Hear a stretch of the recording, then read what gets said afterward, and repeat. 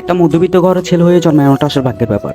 কজনের ভাগ্যটা বা এমন হয়, একটা মধ্যবিত্ত ঘরের ছেলে ততক্ষণ পর্যন্ত দায়িত্বহীন অবস্থায় থাকে যতক্ষণ পর্যন্ত সে ছোট থাকে।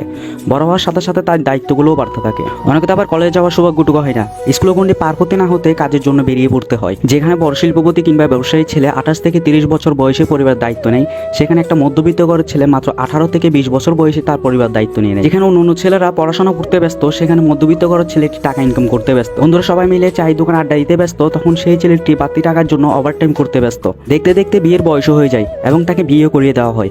1.5 থেকে 2 বছরের মধ্যে সেই ছেলেটি বাবা হয়ে যায়। তার কাঁধে চলে আসে আরেকটি নতুন দায়িত্ব।